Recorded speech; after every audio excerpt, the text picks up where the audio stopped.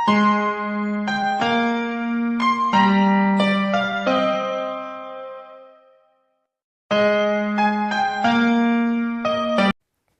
And welcome back to my channel your lovely tutor.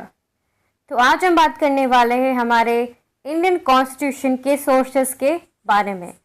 वैसे तो हमने बहुत सारी चीज़ें हमने जाना अभी तक फीचर्स इसके इंडियन कॉन्स्टिट्यूशन के क्या है, इसकी द प्रियम्बल के बारे में जाना, इसका नेचर के बारे में जाना, हिस्ट्री जाना इंडियन कॉन्स्टिट्यूशन का, फिर कॉन्स्टिट्यूशन असेंबली का हिस्ट्री जाना। नाउ अब हम बात करने वाले हैं सोर्सेस, जो बहुत इम्पॉर्टेंट टॉपिक है।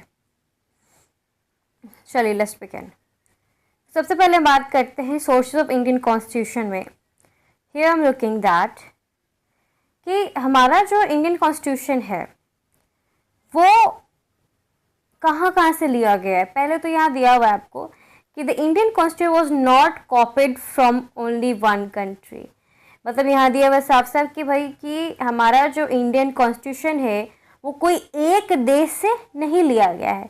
जो हमारे मेकर्स ऑफ द कॉन्स्टिट्यूशन थे उन्होंने बहुत सारी कॉन्स्टिट्यूशन एंड पॉलिटिकल सिस्टम को स्टडी किया, अलग अलग देश के स्टडी किया, फिर उन्हें को जो भी यूज़फुल आइडियाज़, यहाँ पर यूज़फुल आइडियाज़ लिखे हुए हैं, यूज़फुल आइडियाज़ जो देश का उनको पसंद हुआ वो उन्होंने हमारे इंडियन कॉन्स्टिट्यूशन में डाल दिया।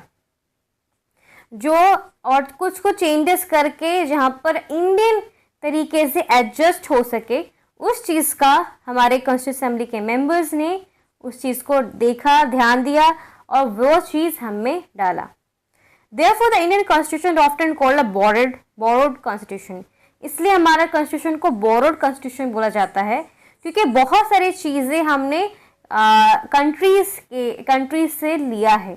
जस्ट एन एग्जाम्पल, हमने फ्रांस से इक्वालिटी, लिबर्टी एंड फ्रैटर्निटी लिया है और बहुत सारे कंट्रीज है जो हमने बहुत से लॉज लिए हैं, जो हम बात करेंगे आगे।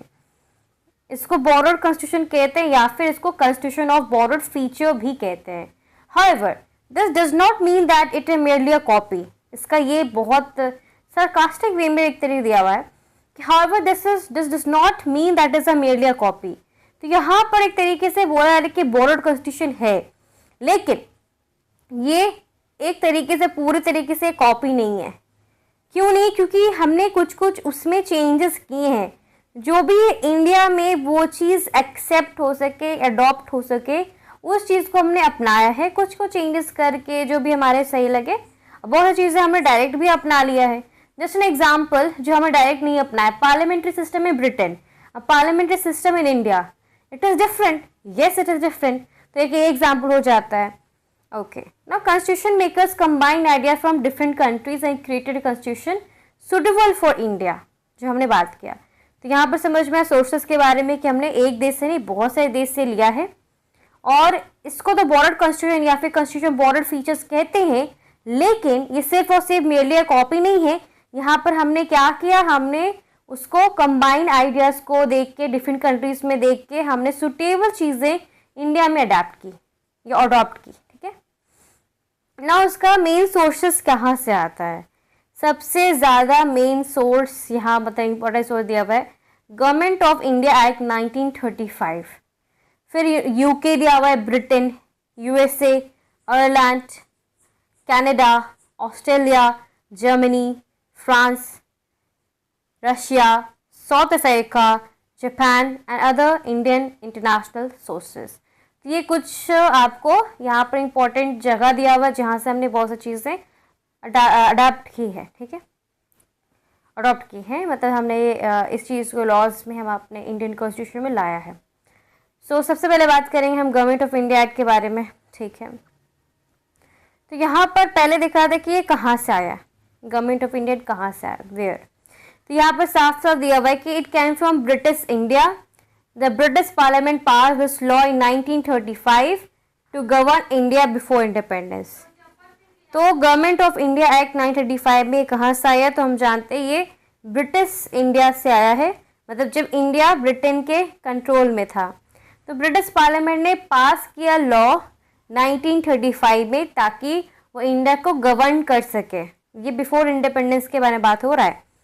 फिर क्वेश्चन है कि what did India take from it. तो इंडिया ने क्या लिया?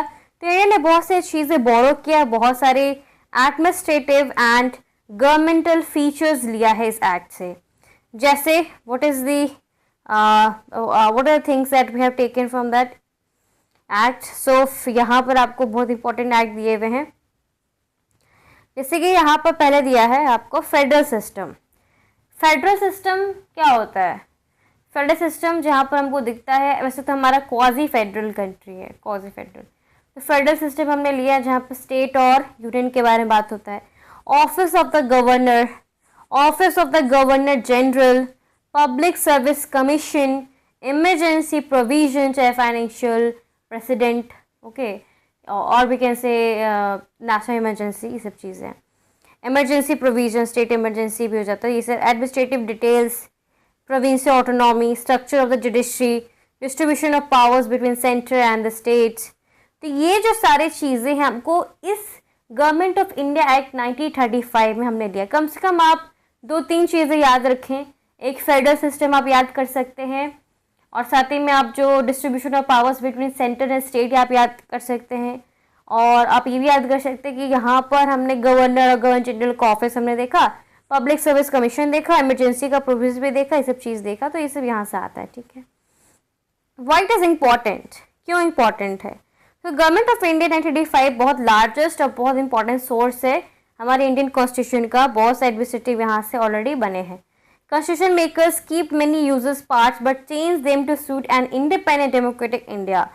तो मतलब हमारे कॉन्स्टिट्यूशन मेंबर्स, कॉन्स्टिट्यूशन असेंबली के जो ड्राफ्टिंग कमेटी सब जो भी थे, तो उन्होंने कॉन्स्टिट्यूशन मेकर्स जो उनको पता था कि इंडिया में ये चीज़ अडेप्ट करेगा कि नहीं करेगा, तो वो चीज़ उन्होंने अडॉप्ट किया जो हमें इंडियंस को अडेप्ट पता वो कर सकें। तो ये चीज़ था, ठीक है। एग्जाम्पल जैसे कि present system of central government and state government is partly based on system created under this act। वही चीज़ है ना जो यहाँ पर स्टार्ट हुआ। तो यही चीज़ आपको दिख रही है कि कैसे कैसे हमारे कॉन्स्टिट्यूशन मेकर्स ने ध्यान रखा कि वो इंडिया में जो चीज़ पीपल्स अडेप्ट कर सके और हम अडॉप्ट करें ताकि पीपल्स अडेप्ट कर सके। तो ये चीज़ का बहुत महत्वपूर्ण उन्होंने ध्यान रखा और हमारा कॉन्स्टिट्यूशन बन गया। तो पहला हमने देखा source, that is the government of India act 1935। Now हम बात करेंगे यूके के बारे में। यूके मतलब ब्रिटेन। तो ये कहाँ से आया? तो ये हमने where did it comes from? तो हमने क्या, it come from constitution and political system of UK, ठीक है। Constitution and political system of UK से हमने जो चीज़ें अडॉप्ट किया।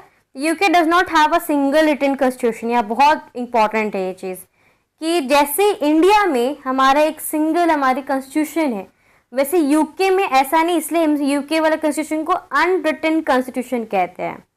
ये बहुत ज़्यादा इंपॉर्टेंट क्वेश्चन है, ओके। अब इंडिया ने क्या बोरो किया? इंडिया ने पहले पार्लियामेंट्री फॉर्म ऑफ गवर्नमेंट किया, cabinet system, rule of law, single citizenship, parliamentary privileges, legislative procedure, office of the prime minister, collective responsibility council minister, bicameral legislature, speaker and the office of the speaker, constitution, monarch idea, modify for India। वही चीज़ है, modify करके आपको पता है, हमने पहले ही बताया। important explanation, parliamentary government। तो यहाँ ये सब चीज़ें इंडिया ने बोरो किया। तो कम से कम 2-3 चीज़ें आप याद रखें, बहुत इंपॉर्टेंट है। एक पार्लियामेंट्री फॉर्म ऑफ गवर्नमेंट आपको याद होना चाहिए, जो मोनार्की हटा के हमने थोड़ा चेंजेस करके उसको हमने अडॉप्ट किया था, ठीक है। जो हमारे नेचर में हमारे इंडिया में अडेप्टेबल हो उसका चीज़ हमने अडॉप्ट किया था। एक कैबिनेट सिस्टम आप याद रखिएगा। Rule of law is very important कि हमने ये कहाँ से लिया, ब्रिटेन से ही लिया रूल ऑफ लॉ। फिर सिंगल सिटीजनशिप भी हमने ब्रिटेन से ही लिया है। तो ये जो इंपॉर्टेंट चीज़ें, बाइकैम लेजिस्लेचर भी हमने कहाँ से लिया है, यूके से लिया है, ब्रिटेन से ही लिया है। तो ये सारी चीज़ें आप याद रखें कि कहाँ से लिया इंपॉर्टेंट चीज़ें, तो अच्छा रहेगा। पूरा ना याद कर सकें, जो इंपॉर्टेंट चीज़ है, कोई आपको बोल दे कि लेजिस्लेटिव प्रोसेस कहाँ से लिया गया, तो आपको ये ध्यान हो कम से कम कि ये तो ब्रिटेन से लिया गया है, बस इतना ही चाहिए।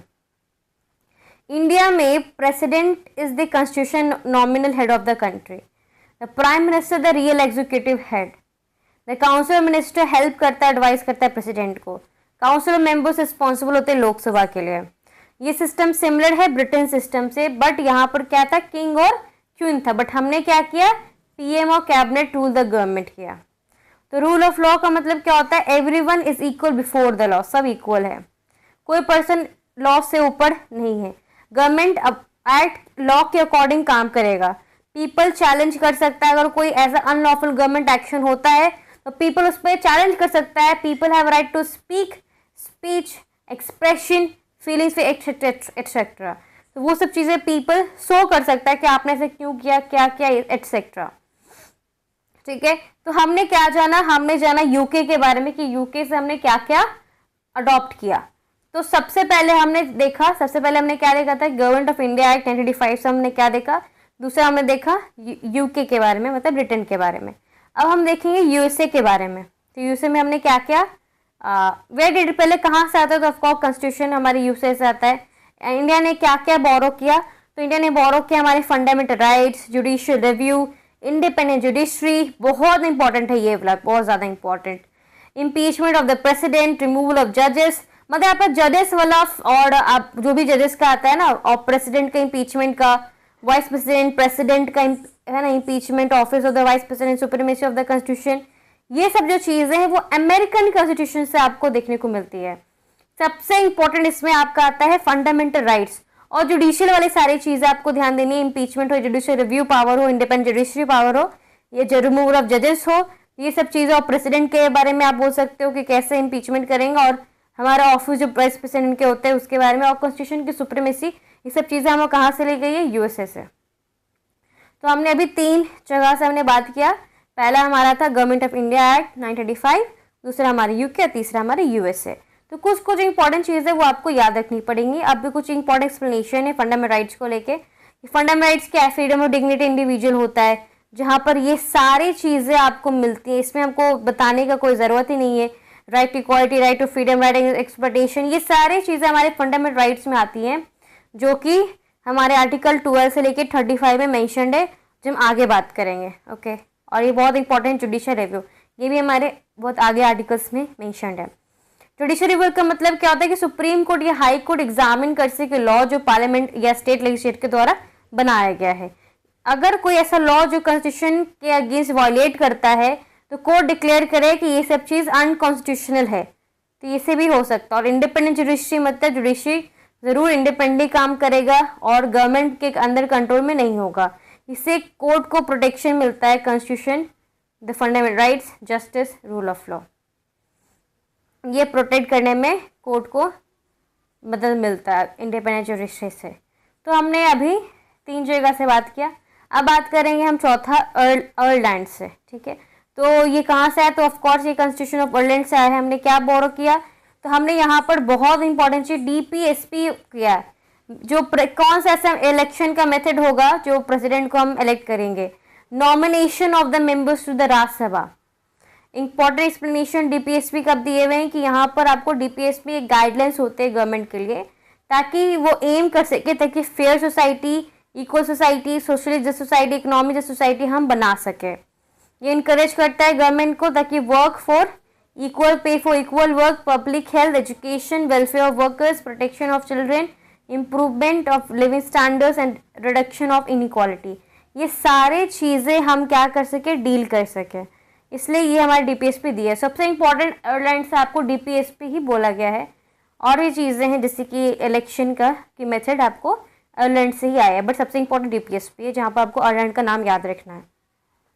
अब बात करें क्या DPSP इन्फोर्सेबल है कोर्ट्स के द्वारा, नहीं।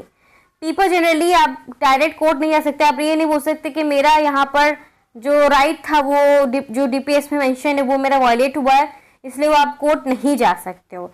ये ऐसे लॉज होते हैं जहाँ पर गवर्नमेंट को इनिशिएटिव लेना होता है, गवर्नमेंट को उसका चीज़ को लेके पॉलिसी बनाना पड़ता है। गवर्नमेंट का एक तरीके से रहता है रोल इस चीज़ में लेके, वो एक तरीके वो इसमें बाधित नहीं है, गवर्नमेंट बाधित नहीं कि नहीं उनको करना ही करना है।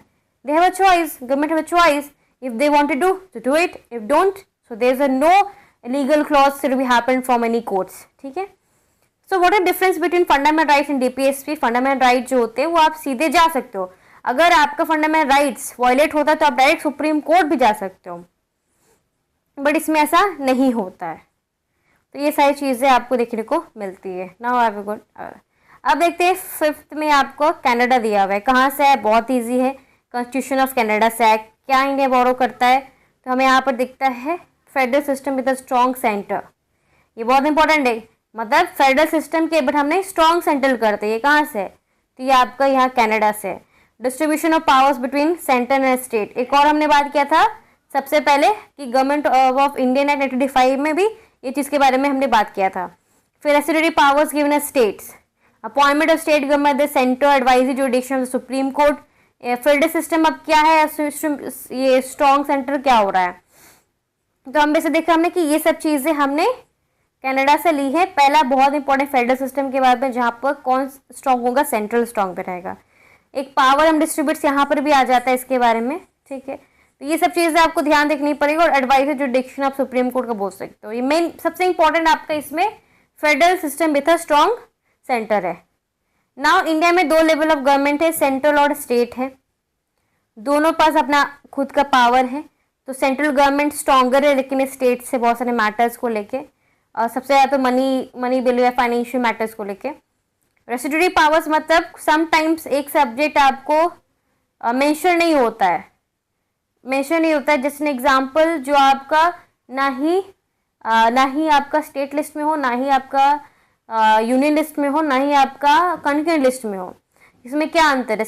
जो हमारा यूनियन लिस्ट होता है मतलब जहाँ पर सेंट्रल लॉ बनाता है, स्टेट लिस्ट हो जहाँ पर स्टेट लॉ बनाते हैं, कॉन्करेंट लिस्ट जहाँ पर दोनों मिलके बना सकते हैं बट ज़्यादा यहाँ पर सेंटर का लोग। चौथा होता है रेसिडेंटरी, जहाँ पर अभी जो है वो हमारा IT सेक्टर में जो होता है वहाँ पर ये जुड़ा है, जो एक नया हो, अनलिस्टेड सब्जेक्ट में हो। तो यहाँ पर ये एग्जाम्पल, ठीक है, लेकिन वो मेनली यूनियन पार्लियामेंट से ही चलता है। नाउ हम छठे जगह बात करेंगे ऑस्ट्रेलिया के बारे में। कहाँ से आया है? तो ये हमको कॉन्स्टिट्यूशन ऑफ ऑस्ट्रेलिया से, ऑफ कोर्स। इंडिया क्या बोरो किया? इंडिया ने कंकरेंट लिस्ट, जहाँ पर हमने बात किया कि यूनियन और स्टेट दोनों साथ में रहेंगे, बट पावर किसका रहेगा? यूनियन का ज़्यादा रहेगा। Freedom of trade with commerce, तो ये भी हमने किया है। फिर joint sitting of 2 houses of parliament. फिर हमारा division of power between centre and state. तो ये सब चीज़, लेकिन इंपॉर्टेंट क्या है? कंकरेंट लिस्ट यहाँ पर इंपॉर्टेंट। कौन से देश से हमने कंकरेंट लिस्ट लिया है? तो आपको बोलना पड़ेगा कि हमने ऑस्ट्रेलिया से कंकरेंट लिस्ट लिया है। अब इसमें वही चीज़ एक्सप्लेनेशन है कि जहाँ पार्लियामेंट स्टेट लेजिस्लेचर जो मेक लॉ बना सकता है एजुकेशन को लेके, फॉरेस्ट को लेके, मैरिज को लेके, क्रिमिनल लॉ को लेके। If a central law and state law conflict करता है तो कौन पावर होगा? तो ज्वाइंट सिटिंग करा के ऑफकोर्स लोकसभा का ज़्यादा पावर हो जाता है। ओके, सो टुगेदर आएगा तो वोट ऑन द बिल होगा। Now what talk about 7th में जर्मनी दिया है। कहाँ से? ऑफकोर्स यहाँ पर mainly from the Weimar constitution of Germany, ठीक है। इन्होंने क्या बोरो किया? तो इंडिया ने इमरजेंसी प्रोविजंस कौन देश से किया है? जर्मनी से किया है। ये बहुत इंपॉर्टेंट, जो पहला जो सबसे पहले आता है ना वो सबसे ज़्यादा इंपॉर्टेंट है आपको हर चीज़ में। तो इमरजेंसी प्रोविजन जहाँ, और फिर उसके बाद suspension, restriction, fundamental right emergency को लेके वही चीज़ है ना। इमरजेंसी प्रोविजन में बहुत ज़्यादा यहाँ पर इंपॉर्टेंट दिया हुआ है, नेशनल, प्रेसिडेंट, फाइनेंशियल एटसेट्रा। ना फ्रांस से क्या लिया है? तो फ्रांस से क्या, कहाँ से है? तो ये ऑफकोर्स ये है फ्रांस का constitution ideas of political principles है। इंडिया ने क्या बोरो किया है? वो जो बात कर चुके हैं हम, लिबर्टी, इक्वालिटी, फ्रेटर्निटी। क्या मतलब होता है लिबर्टी का? और यहाँ पर आइडियाज जो मेंशन हमारे प्रियम्बल में भी है सेम चीज़। तो क्या हमारे मीनिंग है इस आइडिया लिबर्टी मतलब क्या होता है? Thought, expression, belief, faith, work, equality. और इक्वालिटी बात करते हैं, इक्वालिटी मतलब इक्वल स्टेटस, अपॉर्चुनिटी और equality before the law. Fraternity मतलब ब्रदरहुड, भाईचारा। Unity among people, respect the dignity of individual, nationality and integrity. अब हम बात करेंगे नॉर्मा, रशिया और द फॉर्मर सोवियत यूनियन, जो पहले सोवियत यूनियन था, USSR। कहाँ से है? तो ऑफकोर्स हमने constitution of former Soviet union से लिया है। इंडिया ने क्या बोरो किया? इंडिया ने, बहुत इंपॉर्टेंट है ये, इंडिया ने बोरो किया फंडामेंटल ड्यूटीज, जो आइडिया जो हमारे social economic political justice fundamental duties, वो हमने लिया है। तो कहाँ से लिए फंडामेंटल ड्यूटीज? हमने रशिया से लिया। बहुत इंपॉर्टेंट क्वेश्चन है, जहाँ पर कुछ रूल्स है, लॉज है, जैसे कि respect for constitution, national flag, anthem, protect the unity integrity, define the country, promote harmony. फिर आपको protect the environment, develop scientific temper. ये सब चीज़ें आपको इसमें मिली। 11 फंडामेंटल ड्यूटीज़ है जो आप कहाँ से लिए हो? रशिया से। रशिया से तेल भी आ रहा है और ये भी आ रहा है, ये तो पहले ही आ चुका था। Now south Africa. South Africa में देखते कहाँ से आया है? Of course constitution of south Africa से आया है। इंडिया ने क्या बोरो किया है? बहुत मेनली तो अमेंडमेंट का जो प्रोसीजर होता है ना, अमेंडमेंट बहुत इंपॉर्टेंट, अमेंडमेंट का प्रोसीजर हमने साउथ अफ्रीका से लिया है। और जो इलेक्शन मेंबर्स राज्यसभा को होते हैं वो भी अमेंडमेंट मतलब चेंज करना, एडिशनल करना है, करेक्शन करना हमारे कॉन्स्टिट्यूशन में। तो ये हमारे अमेंडमेंट का क्वेश्चन होता है। I have a question and I have homework to all of you जो भी सुन रहे हैं कि अभी तक हमारे इंडिया में कितने अमेंडमेंट हो चुके हैं। 10 तो हमको पता है, बट आप बताइए कितना है। 106 अमेंडमेंट हो चुके हैं।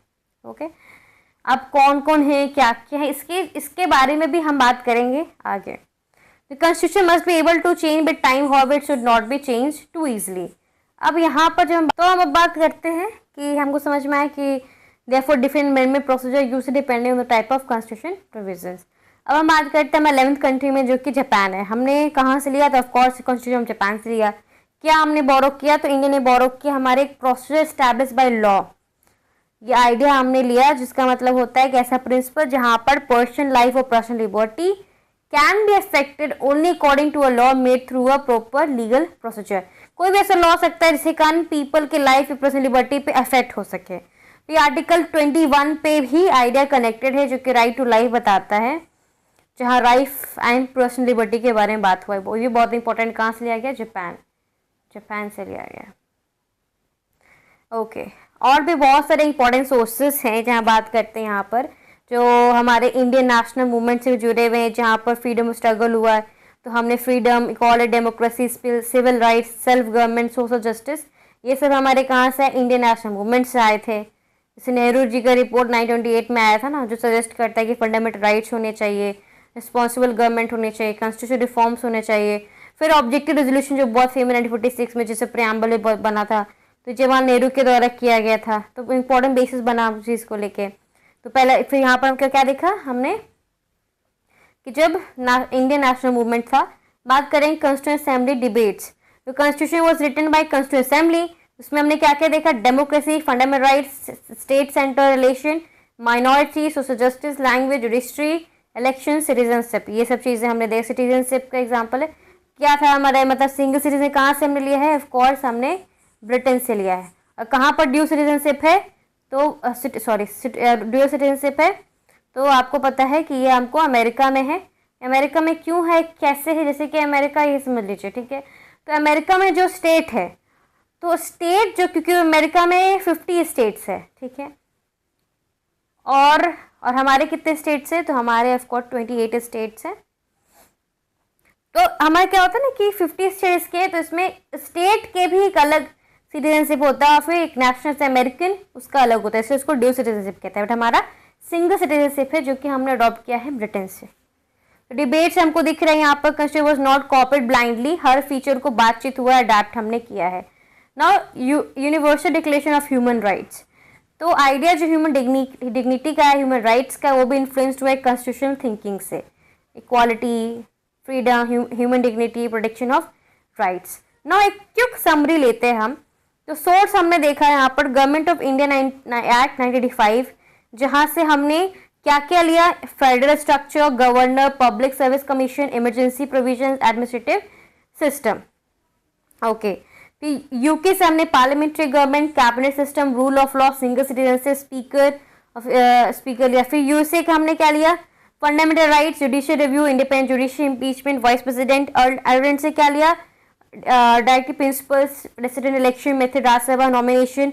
कनाडा से क्या लिया? Strong central relation, judiciary powers, governor advisory jurisdiction. Australia से क्या लिया? Concurrent list, freedom of trade, joint sitting. Germany से इमरजेंसी प्रोविजंस, याद रखना। फ्रांस से ये तीनों चीज़ें।